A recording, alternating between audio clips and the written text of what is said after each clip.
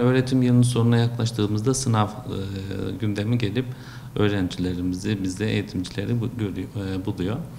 Ben bu noktada ailelerin, öğrencilerin dikkat etmesi gereken hususlar noktasında yıl içerisinde verdikleri emeklerin zayi olmaması için soğukkanlı kalıp özellikle sınava yaklaşan günlerde biraz daha uyku düzenine, beslenmelerine dikkat etmeleri gerektiğini, özellikle hocalarının onlara işte testleri çözme noktasında, derslere öncelik noktasında nereden başlayacaklar, zaman kullanımı noktasında verdikleri teknikleri hatırlayarak soğukkanlı kalıp bir de en önemlisi de şu, bu sınavlar öğrencilerin hayatları için önemli ama her şey değil, hayatın sonu değil.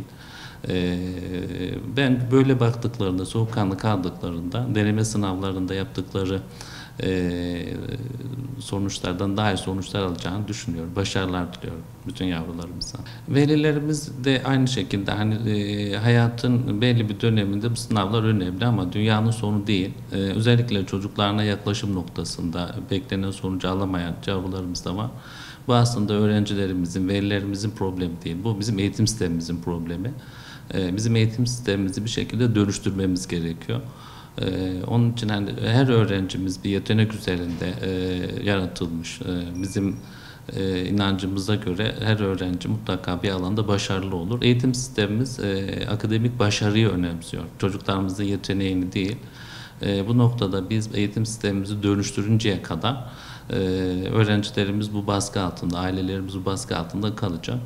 Eğitim alanında en büyük problem aslında bizim akademik eğitime değer veren, sadece akademik eğitimi önemseyen eğitim sistemini dönüştürmemiz lazım. Çocuklarımızı sanata, spora, kendi alanlarında hangi alanda başarılı olacaksa o alana yönlendirmemiz lazım. Dünyanın sonu değil, bunu özellikle unutmamaları lazım ailelerimizin. Çocuklarını kaybedecek bir baskı altında, kıyaslamadan özellikle diğer çocuklarla, arkadaşlarıyla kıyaslamadan çocuklarını bir şekilde sahip çıkıp yönlendirip geleceğe yol göstermeleri gerekiyor.